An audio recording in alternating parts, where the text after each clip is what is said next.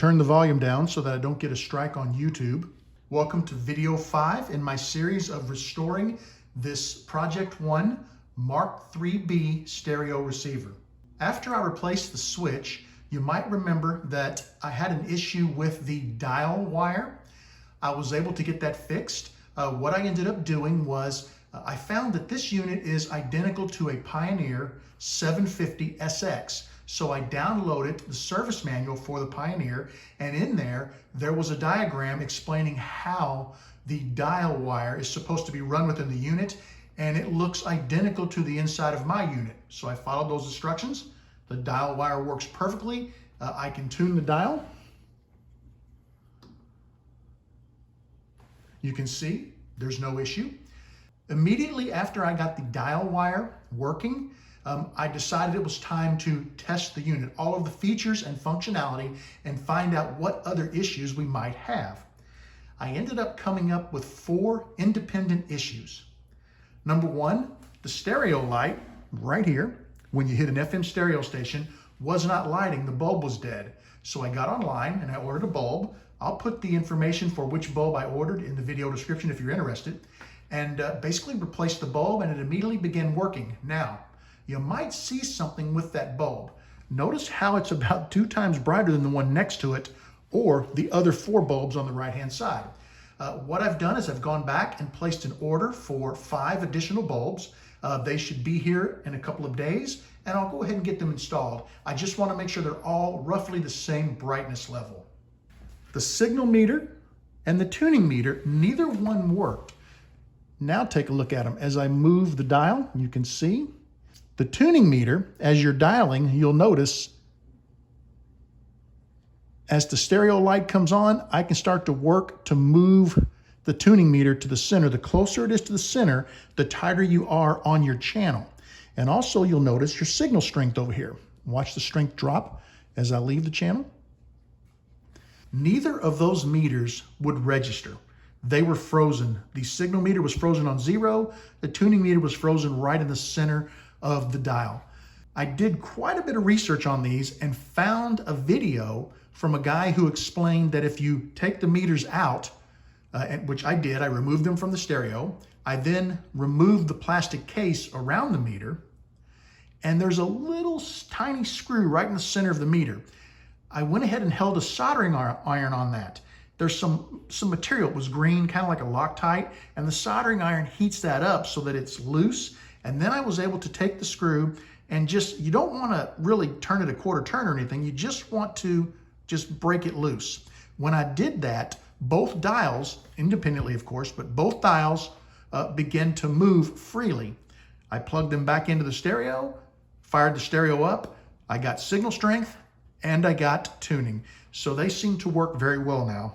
The third issue that I had is when I would power on the stereo, I always bring the volume knob down to 0. That way, the next time I power on the stereo, which powers right over here, the speakers don't come in at say 6 or 7 or whatever my listening level happened to be. That's not good for the receiver, and it's also not good for the speakers. My issue was each time I powered on the stereo, there's a relay inside that you can hear click, and that lets you know that the stereo is ready. So I begin turning the volume up.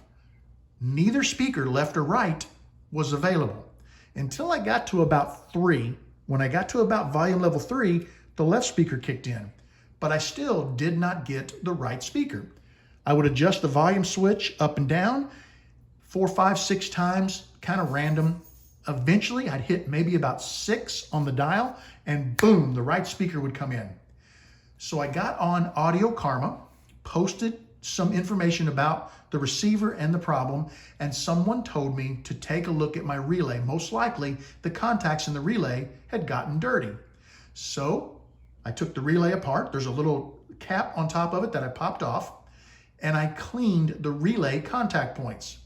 When I was done, I put the cap back on, fired the receiver up, and as soon as the relay clicked in, I had volume and I had both speakers working perfectly. I'm very happy, and I'm going to give you a look over the top of the unit here in a second at the inside. I'm very happy with how this has gone. One thing I did that was not an issue, and I haven't put the screws back in so it's loose, but you'll notice the blue LEDs. I had white lights in this unit and they were working, but I really liked the look of the blue LED on a dial. So I decided I'd go ahead and replace those. So I did put 3 new LED bulbs in the unit. Let me get you a look over the top of the unit so you can see what it looks like. Coming up and over the top of the unit, we'll start by taking a look at the tuner. There's a wheel on the tuner, and this is where the dial wire is. And you can see the dial wire comes off the tuner. It goes onto a wheel. Then it goes onto the back of the knob, and it twists 3 times around the knob, goes all the way to the other end of the receiver. There's a little wheel right there. And then it comes out here to the corner. And you can't really see it, but it runs underneath of the dial, and it attaches to the little needle, or the pointer, the dial indicator. It continues to run underneath of the dial to this pulley. And from here, you can see, it's kind of hard to see, but there's a wire that goes this way, and there's a pulley that's down here, and that feeds it to the bottom of the tuner wheel. It wraps 2.5 times around the tuner wheel, 3 times around the dial, and then just has to hit each pulley in the proper order. That's how we fix that. I spoke a little bit about the relay. Here it is right here. It's a power relay, and what it does is when you turn the unit on, nothing's working right away. It takes a couple of seconds, and once the power gets to the appropriate level, you'll hear a click, maybe 2 to 3 seconds.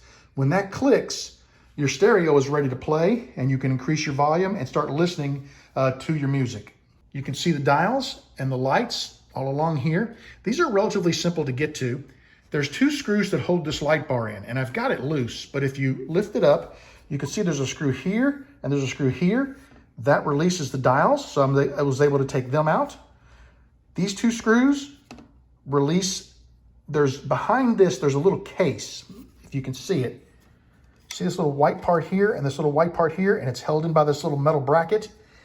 That is what the lights are in. There's a little enclosure that they go in, and it's foam, and it presses against the back of the dial, and then it shines through a little orange indicator. Same over here. If we lift this up, these 2 screws will allow you to get access to these 2 lights, and these 2 screws give access to these lights. All 5 lights are working. They're just not as bright as the stereo light, so I'm going to replace them so everything is equal. My plan was initially to troubleshoot this unit and to show you live how I fixed these problems. But troubleshooting took a lot of time. It was a lot of research. It was really rather boring, so I didn't put any of that into a video. The fixes were quite simple, so I wanted to share them. At this point, the stereo is fully functional. I'll replace the lights as soon as they come in, and then I can put the faceplate back on. I can add all the knobs to the switches and the buttons up front, and we'll put it back in the case. Before I put it back into the case, in the case video, I fixed the case using white oak filler. It kind of shows up when you look at the case. What I've done is I've gone to the hardware store and I've bought walnut filler. I'm going to take a Dremel tool and I'm going to grind that red oak filler out.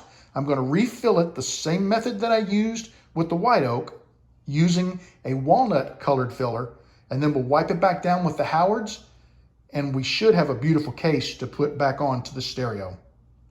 I want to thank you for watching this series on repairing this Project One stereo receiver. I've had a fantastic time. I've really enjoyed every step of the way. The receiver sounds absolutely beautiful when I'm listening to it. I wish I could play it more on the YouTube channel so you could hear what I hear. But if I do, YouTube gets a little funny because of copyright infringement, and I don't want to do that. But I'd like to thank you for watching this series. I hope you enjoy it. And stay tuned because I've purchased another receiver and I'm going to start another refurbishing video series.